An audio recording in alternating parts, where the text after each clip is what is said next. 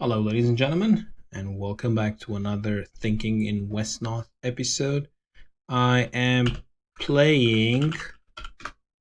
Who am I playing? Useless Chair, apparently, and I will be doing this a bit differently,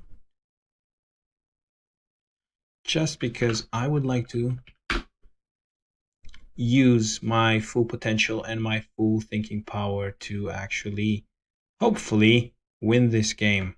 So I will be trying hard to play my best, try to leverage absolutely everything, every piece of information that I can gather from within the map and use it towards my advantage. I am undead, so I will be going for a rush, more or less. Relatively difficult to rush with undead, I feel. Orc is so much better. Um, I have no idea what my opponent is, obviously, and I'm going with these. I don't know how to describe them. With these, I mean, if I go too many adepts, that will not be. That will definitely not be a good choice. Because if he's orc, for example, he will be this. I feel that this map is so widespread. So I'm thinking of going a bit more conservative, simply because I don't have enough steam. I feel that I don't have enough steam to put pressure on this village. But then again, if I don't put pressure on the village and then he's a loyalist race, then I'm again in a lot of trouble. So I'm just going to revert to the original strategy on this map, which is recruiting a lot of adepts and making a rush on this village. If you see, it even looks to be quite. I just miss the old leader that has 6 movement speed. It just feels. I feel a bit sad. I miss the old 6 movement leader. It just feels that you lack the mobility to do anything. Um. Anyway, I will be trying to poke on the left hand side. If he's a very mobile race like loyalist, then I will be probably running into a heap of trouble. Other than that, I can tell you that this would be an exciting game, and we will definitely be not enjoying it. He is dwarf. He is the best counter for undead there is, and I am going to suffer. That is the name of the game, sufferance. So I will probably. I really don't know what I will do, to be honest. I'll definitely be scouting a bit with that ghost, and I will definitely try to put my skeleton on the village. I should probably recruit some more ghouls, simply because poison is such an efficient weapon against dwarf. However, remember, we are playing the ladder era, therefore, we might not have that much success with poison.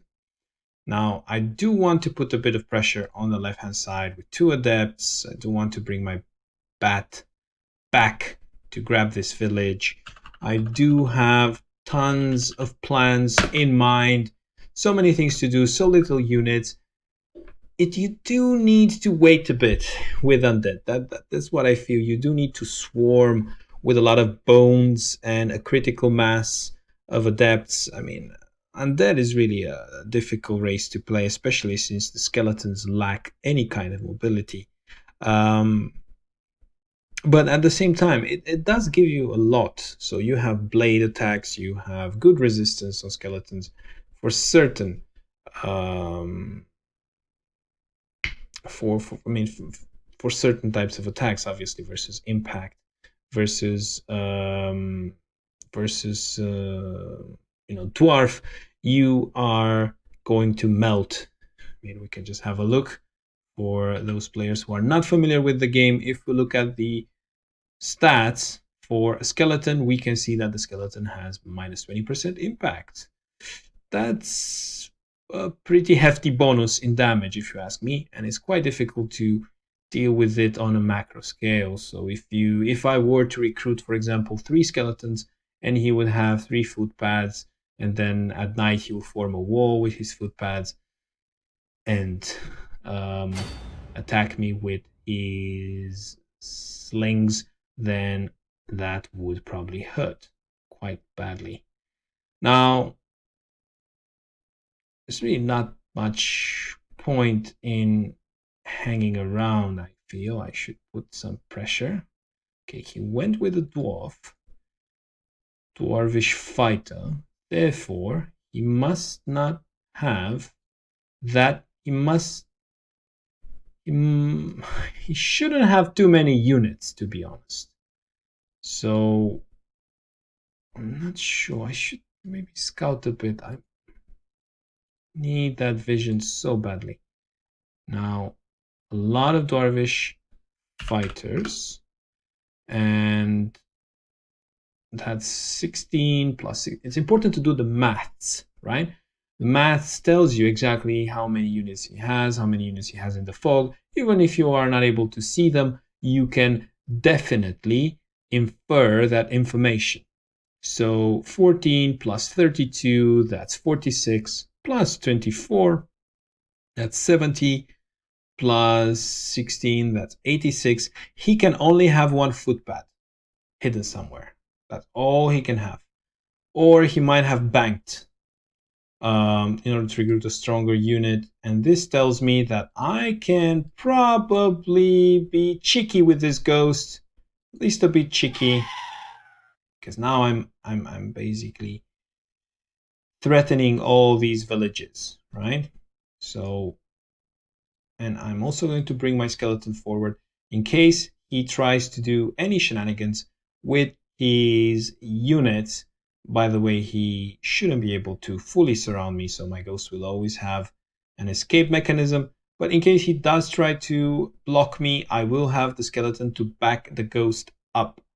Now, I don't want to make my bat into a target, so I'm not going to push my bat forward. However, I am going to reinforce this particular flank. Maybe there's a footpad here in the shadows, lurking, waiting to capture my villages. I wouldn't put it past Useless Chair.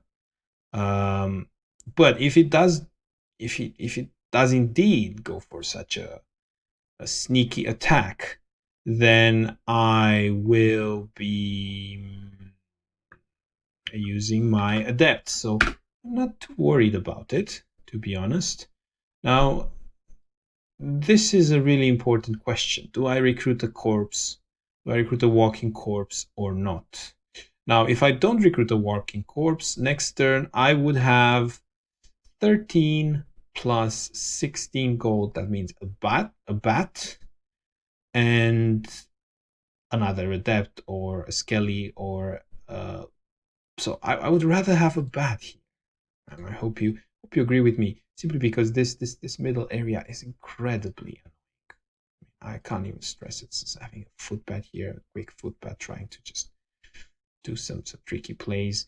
I really want to have vision, especially since he has this Griffin Rider. I really want to be able to scout myself. Maybe bat is not the strongest of units, but between you and me, I'm feeling a bit conservative today.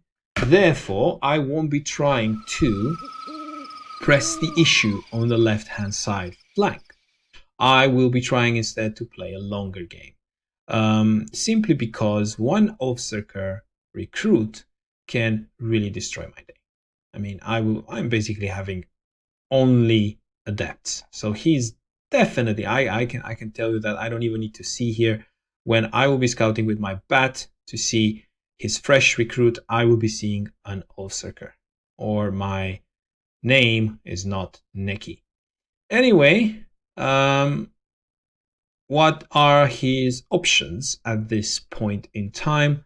Well, he definitely needs to do something about this ghost. So that's the beauty of my move. He probably won't be able to surround it. I mean, he definitely won't be able to surround it. I made sure of that. He was trying to be sneaky. He was trying to bully me into submission. However, when you do the maths, you kind of have the information that enables you to take the right decisions and punish such cavalier plays from your opponent. Um, well, now if you sometimes you can't do the maths or doing the maths all the time. I mean, if you were a computer, if you're a machine learning algorithm, right, then you could probably do the maths all the time and try to infer what kind of recruit, what amount of money he has. But we're humans, right? So we do need to, let's say, gain a certain level of control, a certain level of comfort, right? So observability. On this map, I feel observability and mobility are key. Therefore, if I were to have a bat in the center cave that would be able to grab a village or block a choke point or finish off a unit, come behind, I feel that flying units, although bats are level 0 units, therefore weak, flying units do come in handy, particularly handy on this map, although this center area is arguably blocked. I mean, if you look at the types of terrain here, you will see there are mostly caves. Therefore, his Griffin Rider, for example, won't be able to have significant movement penalty. Okay, with this being said, I will be confirming my theory regarding the oaths. Okay, well, I did confirm my theory regarding the quick footpad, didn't I? So there is that sneaky lad trying to ruin my day. And he did have 14 gold left for a footpad who started a long journey towards annoyance. He was trying to annoy me. And this will not end well, for me at least, but I will I'm kind of forced to recruit an adept because I don't want to waste time occupying this village. I want to kind of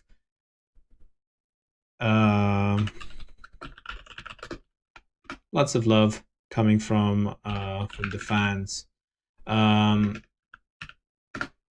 I really enjoy the crowd in this game because they are really people that think. They really do enjoy to think. They like to compute before they move. They don't necessarily like raw action. There's nothing wrong with raw action once you have a winning strategy and you pursue it aggressively. That's absolutely fine. Okay, he's going for footpads and another dwarvish fighter. Okay, that is going to be interesting. I'm telling you right now, he's going to have a lot of mobility and a lot of raw firepower. There's no way I can go past his dwarf. So skeletons are almost useless at this point. Now I do need to think fast. I really don't know what I could do at this point.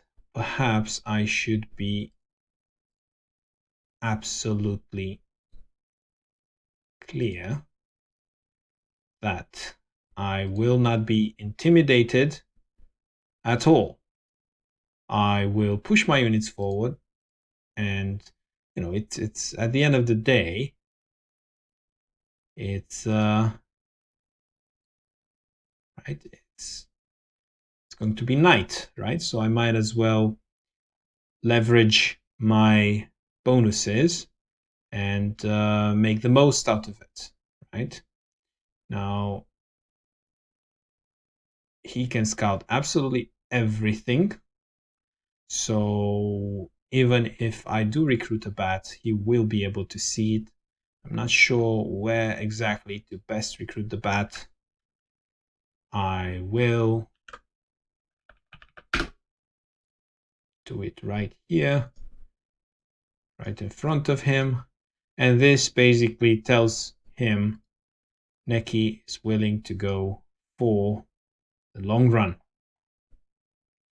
Now this goes okay. So he has I would say a nice leader. However, his leader doesn't deal a lot of damage. I mean, if I were, let's say, loyalist, then the Pierce attack would have dealt significant amount of damage. But because I am not, then I can be a bit annoying with this ghost. It's just being...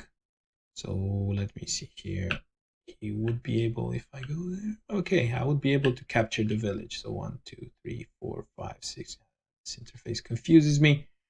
I will not be able to capture the village.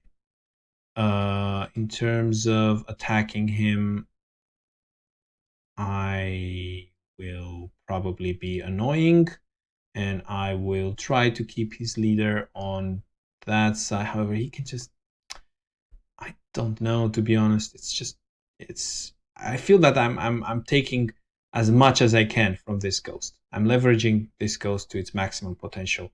There's not much more that I can do with it. I mean, it would be amazing if I were to threaten this particular village, but I feel that I'm trying to over utilize that particular ghost. Okay, with this being said, I am going to give the token. If Wesnoth was to have an imaginary token passed around from player to player as one player ends his or her turn, then I am going to hand my token over to him.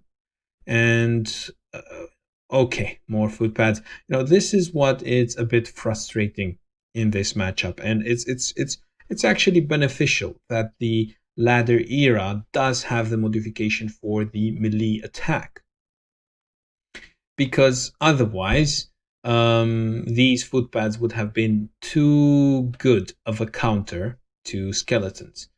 I do need some skeletons. I do feel like I need some skeletons. I do need some shields. Otherwise, adepts will simply perish. They have no melee attack, no retaliation. That's a very dangerous situation to be in.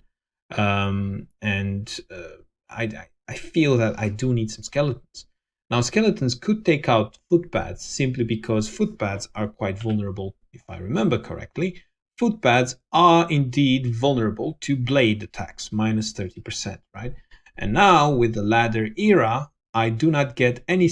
I do get retaliation from a footpad, but I do not get significant retaliation on melee attacks. Blade is just not that good versus skeletons, so only 40%. Pierce is 60%, so at least I can happily attack footpads with skeletons, at least that. So it's an improvement, but I feel that footpads are still amazing counters to skeletons. Why? Simply because they are so much more mobile. One thing that I can indeed do versus these footpads is recruit walking corpse. Walking corpse, if they get a lucky hit, if they are able to finish off one footpad, then they can really snowball out of control. But that goes for every unit, right? Especially drakes. Drakes are quite vulnerable. In open field, they only have 30% defense for the most part.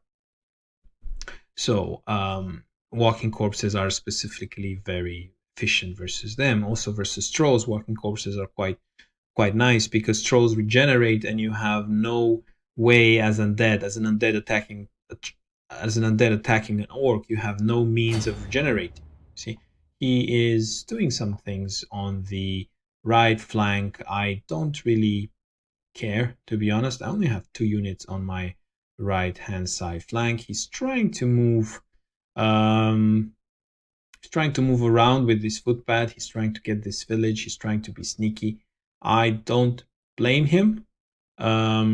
This is how he should be playing. However, I do see now that he only has 1, 2, 3, 4 units on the left flank, which is, if you ask me, a bit too. I mean, his numbers are not that high. Now, this does give me, it does provide a small window of attacking. For example, if I were to get at least one hit, which with my luck, I'm sure this will never happen, but if I were to get absolutely one hit on that footpad, then I would probably finish him off. So I would need one hit, which I'm sure, again, would not happen. So pray for me, ladies and gentlemen. One hit out of 3. Yes, excellent. So now I can proceed. So, it's a chance-based game. So you should, the order in which you make your moves does matter. So now I only need 2 attacks from the adepts, so I can go ahead and just take my chances. Now I have a much higher chance of killing this particular footpad. Okay, had the skeleton not hit, then it would have been a much trickier business. Now I don't want him to get this mushroom, because it's simply I just don't want him to hit this adept. I mean, he can hit the bat as much as he wants, but hands off my adept, right? So because adept is the damage dealer. Now, in terms of this particular adept, I want this adept to be close to my army. I can't really protect him. I can't really I can't really place him on a hill. But also I'm keeping him outside the range of most of his fighters, right? This guy on the hill and this guy in the back can't really reach my adept. There's 2 units going for it, but if he does go for my units, guess what? I have more adepts coming. I doubt he will ever do anything with this footpad. I doubt he will ever grab any villages or anything like that. He's not recruiting Oathseekers, so, well, if he's not recruiting Oathseekers, then I really should be recruiting more adepts. There's really no other way to put it. So in terms of him doing any shenanigans on this side, he shouldn't be managing anything. I can even retreat my ghost a bit just so I can make sure he doesn't do anything crazy with his leader, which I doubt he will ever do it. But yeah, anyway, now I can be a bit more daring, I feel, with this bat. There's always a question. Do I go and reinforce on the left-hand side? Do I put pressure on the middle to grab some villages? I really don't know. I mean, this footpad, I feel that he's going to destroy my life when I expected the least, so I am just going to be aggressive with the bat and try to get this village and this village, especially since his leader is here. I'm trying to put pressure. He's probably trying to hit my bat. It's an ongoing dance that I will probably lose. Why? Simply because the footpad is dealing range damage, and I'd have nothing against that. Now, in terms of what I should recruit, I feel like going with another adept, but I'm gonna take a lesson from Dauntless, the number 1 player in ladder currently. He absolutely loves goals, which I personally do not understand, simply because it takes so long to kill an opponent with a goal. I mean, imagine this poison, especially versus a hardy dwarf. It would just take ages. I would be bored out of my wits, if there is such an expression, which I've just made up. Anyway, going back to the game at hand, I would like to say that it's looking pretty well, simply because we've managed to take out 1 unit, and we are not 2. Oh my god, that hurt. 2 out of 2. That hurt. That's never fun. And he is absolutely going for it. I expected a bit more retaliation from my skeleton. I was a bit unlucky, to be honest. I'm not sure now he could even use his footpad to finish of my skeleton and then used his 2 fighters to attack my adept. 2 out of 2. That was really, really, really painful. But we'll see what happens. Yeah, that's the problem with the footpad. It has an absolute unbelievable bonus. Well, at least 1 out of 3. That's more of a saving grace in terms of random number generator. Now, if he was to indeed go for my adept to finish it off, then I would get the village with my other adept, but he doesn't seem to care. And I can get also this village and also that village. He is doing some really odd moves at this particular moment in time. I should probably recruit 1 more ghost. I really don't know what to say at this point. I didn't expect him to get 2 out of 2 there with a Dwarvish fighter. That really hurt. Now he is being particularly courageous with the footpad. I have a feeling, ladies and gentlemen, that this adept is okay. There's the Ulfsirker, and it's a quick one. That's just adding insult to injury. Now, there's no way for me to grab the village with the adept simply because the Ulfsirker is going to annihilate me. Also, the Ulfsirker is going to go for my bat if I take this village. So happy times for him, not for me. I could take the village with my bat, which would put at least some pressure on the Ulfsirker. I feel that anything I do at this point is forced, is counterintuitive, completely unnatural, and risky. So I could go for this Dwarvish fighter with my adept, but I will need to get 4 out of 4.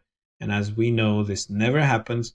Could get for this one though. This one is a bit hit. However, I would get surrounded and I would lose my adept, and then I would have to commit the other adept as well.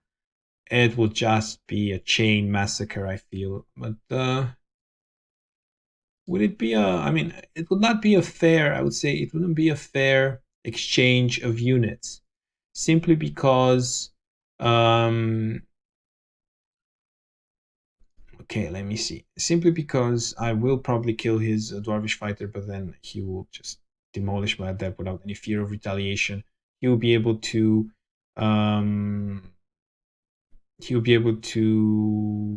upgrade his units. He'll be able to do so many annoying things. Can't even describe it at this point. Let's say the sensible thing to do would be to simply retreat and try to basically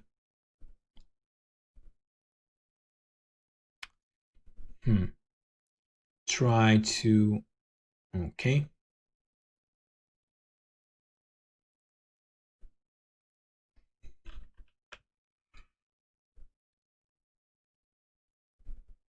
Now I only have 2 slots, 2 attack slots in my adept. I went a bit too far. I feel I went a bit too far, but I really wanted my adept to be able to get away, and I really want to maybe bait him into this. Well, I hope it's a trap for him, not a trap for myself. And now, because this footpad is on the right-hand side, I can't really do much because he could do all sorts of moves that will surround my ghost, etc. Now my ghost is a bit mobile. I can take advantage of it. Now, in terms of my unit of choice, because there's 1 more footpad coming, and because the Ulfsirker is strong, I would say another ghoul followed by a ghost. Again, I'm forced into this defensive stance, which I'm not comfortable with, but it's really, let's say, it's really an unforgiving matchup, right?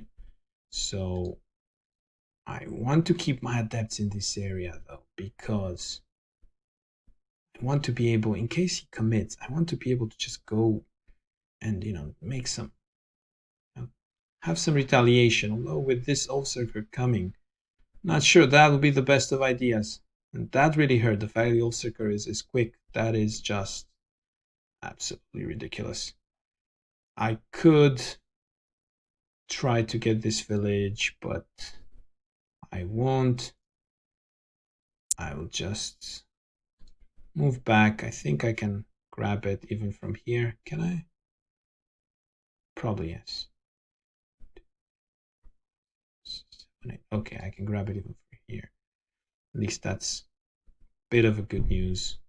Now, in terms of my leader, I do want him to bring him into the fight. Can't just keep him on the right-hand side. And hopefully he won't go for it. Hopefully he would be scared. Don't know. I've lost one unit. I feel like it would have been a bit better for me.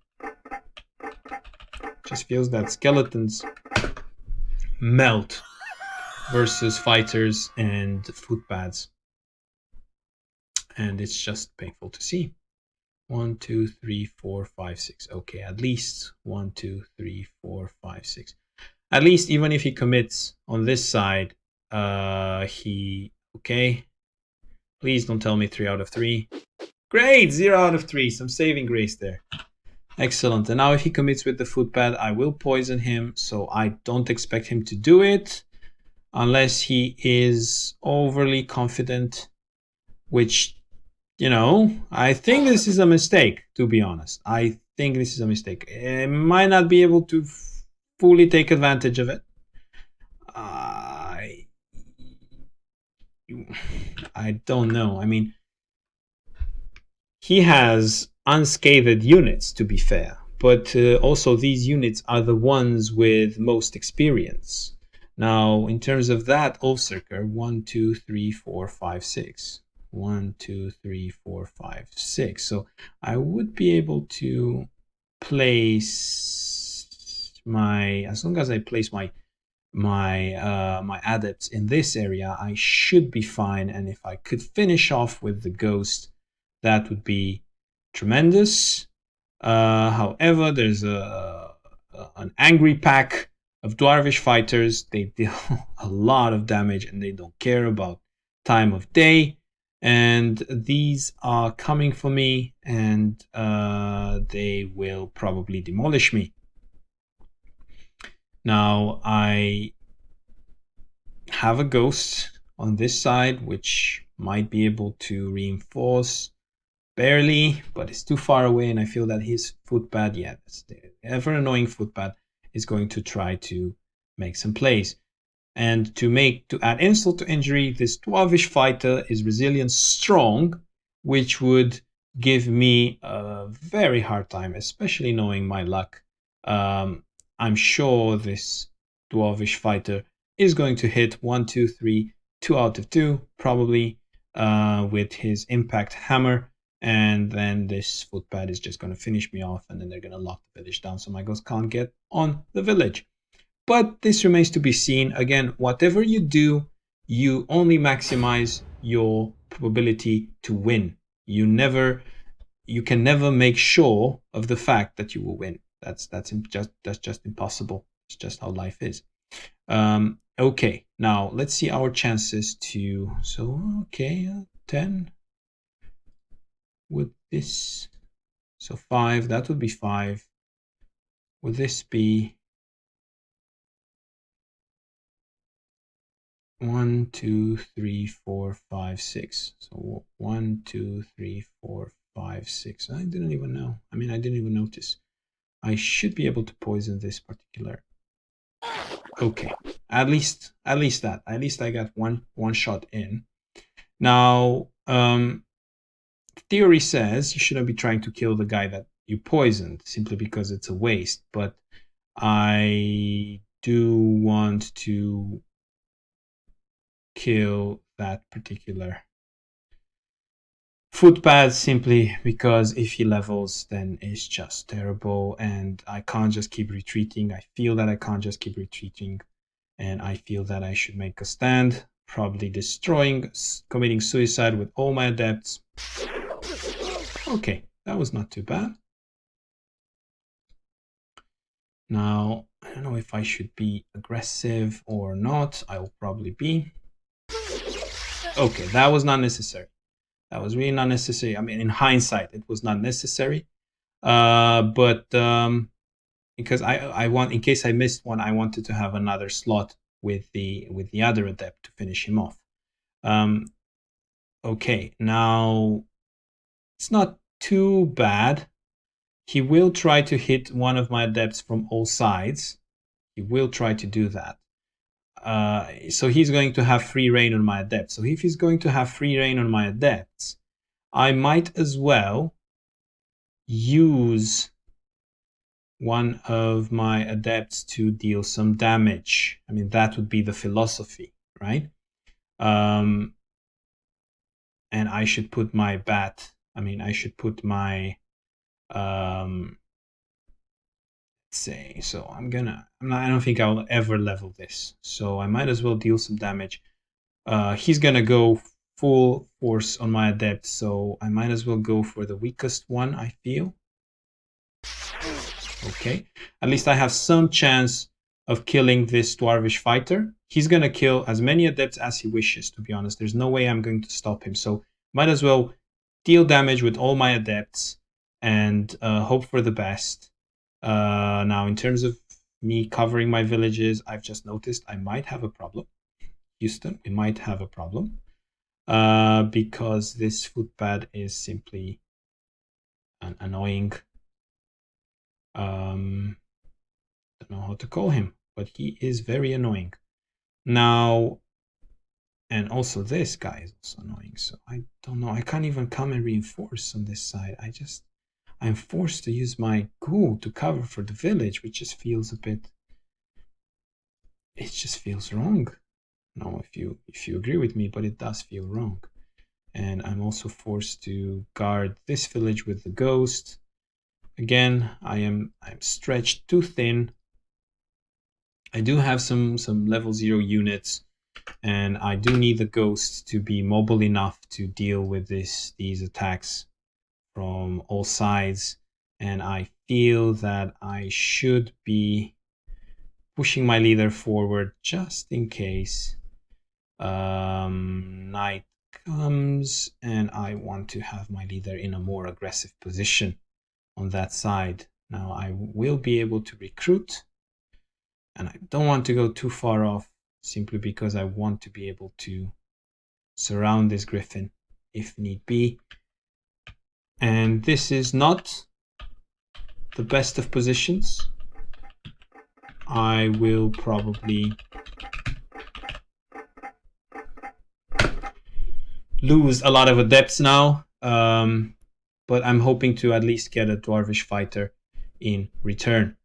He's probably going to go for this adept, which has at least 8 hit points and also a hefty amount of experience. I'm hoping he will need 3 dwarvish fighters. That would be optimal. He'll probably get it with 2. Ah, that is just incredible. It's unbelievable. It's just, I can't believe it. Anyway, things like these do happen, and I knew he was going to kill an adept. I knew he was going to go for the one with the most experience. The problem is that now he has 2 fighters, and he can surround another adept. That's the thing that hurts the most, simply because he got 3 out of 3. Normally, he shouldn't have been able to get 3 out of 3. He should have used another unit, and then all my other units could have gotten away. However, you can't always get what you want, so we're going to see how he's going to play it out. I personally would surround my adept from 2 sides. Oh, actually, that's impossible.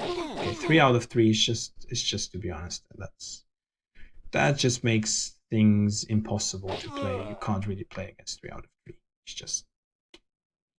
It's just impossible. Anyway, what I wanted to say is that that hurt. We can't really come back from that. We kind of took a lot of risks. We were hoping for at least. I mean, we were hoping for 1 kill, so we were hoping for him to use 3 units on my adept and the other units to go away. That didn't happen. There was a calculated risk, so I wouldn't say that it's it's my fault for taking the risk, but it's really not anybody's fault, right? I just took some risk, and yeah. Again, I was attacking and I got punished. I think this is where Hey 207 is coming from, because I was the one attacking as undead, and basically that destroyed me. Say if I had a bit of fair hits, I would have been fine. However, in the beginning, when you get attacked, so you're an attacker and you place your units forward, right? And then your opponent attacks you and he gets 2 out of 2.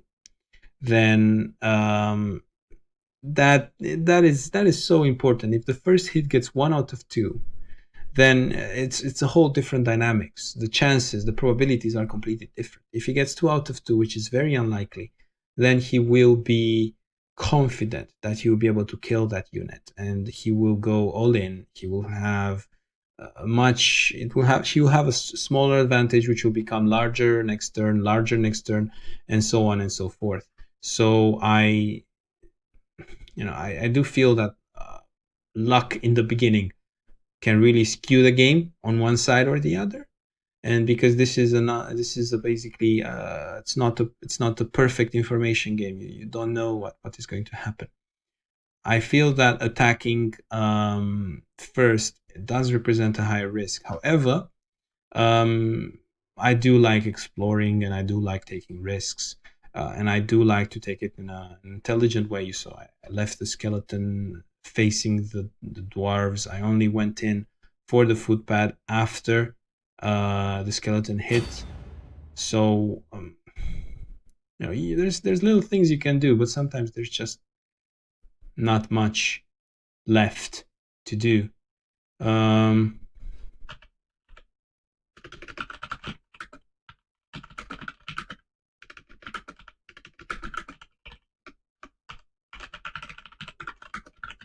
Yeah, putting a village in the center, it's like, okay, we're fighting for something. We have an objective. We have a village. Therefore, the attacker will at least gain some gold for his effort and for the units that he lost, right? Now, in terms of what will happen here, it's not even funny. I'm not even going to try. He can basically kill every single one of my units, so I'm just going to retreat. This is what happens when you recruit adepts, but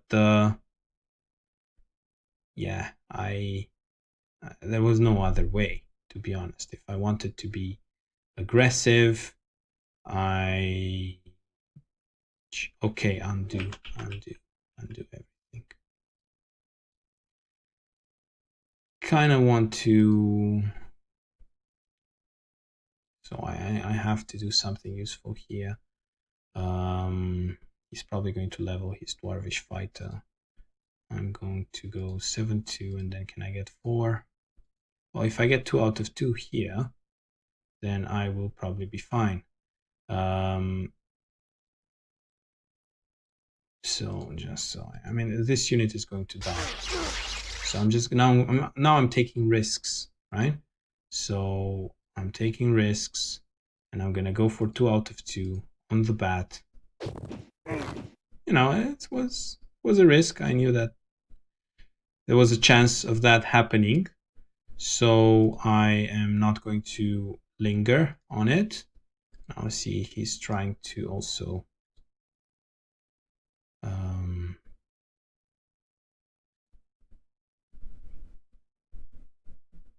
make something happen with his Now, if I would take this, I'm sure there's an old circle here waiting for me. So I'm not going to do that. Now,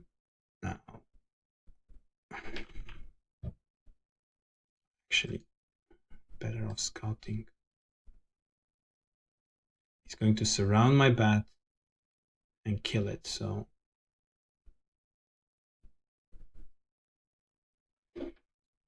now in terms of me hitting this, there's a chance that I will survive. However, I want to do something, rather than me committing suicide on a Dwarvish Oathsirker, I do want to poison a unit, right?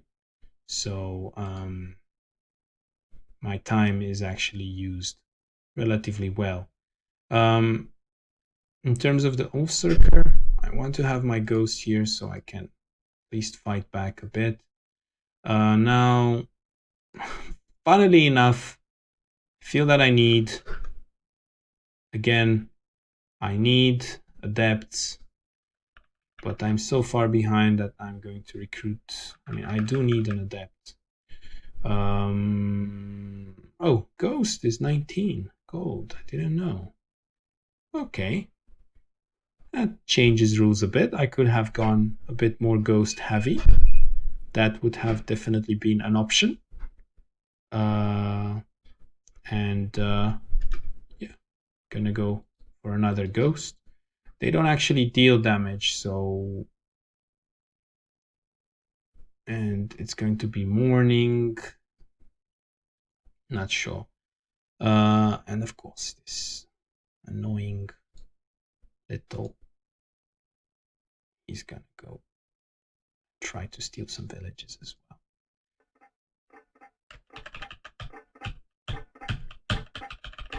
Anyway, we'll see what happens. Probably he's going to take the village.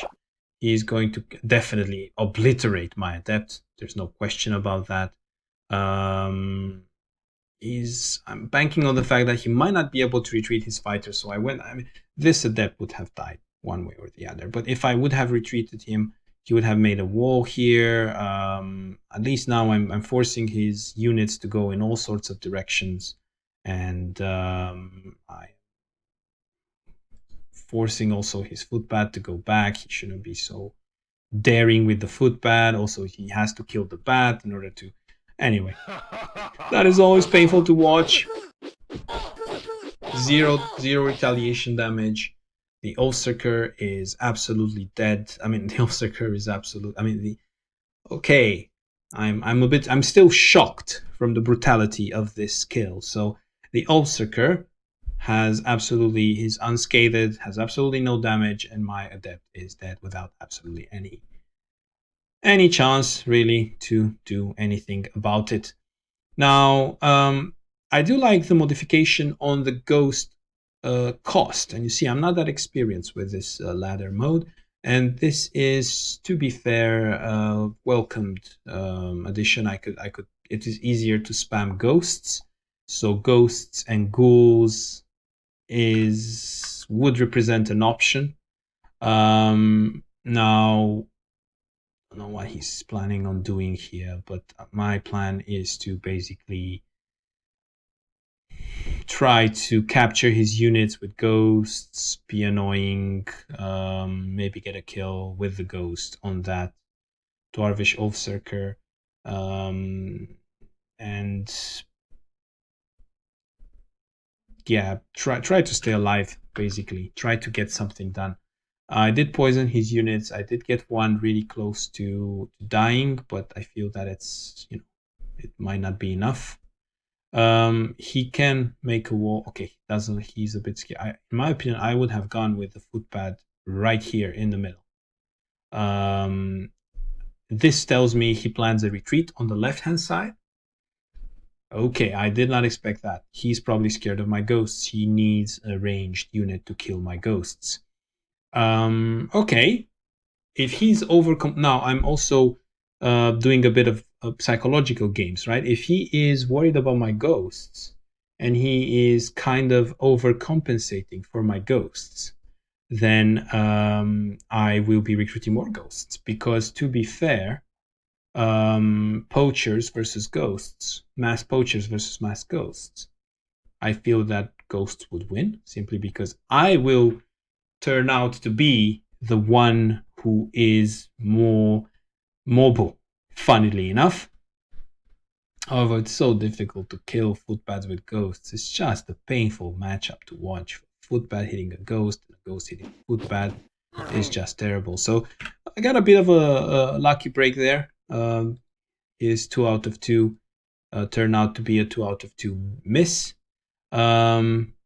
He does seem preoccupied with saving his Dwarvish fighter, which is fair enough. However, you shouldn't get fixated on your units. I mean, you attacked deep into my territory. You are bound to lose some units. There's no way you can prevent that. Okay, he did go for the village, and he did bring his Griffin Rider on this side, which makes a lot of sense, to be honest. Good for him. Ghosts versus Griffin Riders, it's always a luck-based matchup. I am going to go for the fighter, however it's going to be risky. Now, in terms of me poisoning something, anything, don't know. Let's see the chances here. Okay, so I do actually have chance of killing the so I do have a chance of killing the Dwarvish Oathsirker. And I want my ghost to be in an aggressive position. How do I play this? Obviously I would need my bat to finish the ghost off. I definitely want to cut the retreat for this Dwarvish fighter, but do I go a bit to the... Do I go really aggressively or not? I'm really not sure how should I play this. So it's because they can have so many positions on the ghost. But then again, the ghost might die, so it would have been all for nothing, right? I will try to be a bit crafty and try to do it from here. Aggressiveness is the name of the game, and this is really important. If the ghost loses, then I lose the game. And okay, random number generator was on my side this time, which is nice to see for a change, but my ghost is really low. Now, I could risk more, and I could try to go in a corner here of the map, try to be attacked from... Okay, actually, if I go in a corner of a map, this footpad won't be able to attack me. So actually, I like that. Now, there's no point in my bat sticking around, so I will... Okay. So I will go for it, ladies and gentlemen. This is it. Yes! Incredible play! Finally, I make a hit with my bat. And this is... I don't know how to say other than humongous. It is huge, ladies and gentlemen. It is absolutely a game changer. Just wait a second, please. I need to check something.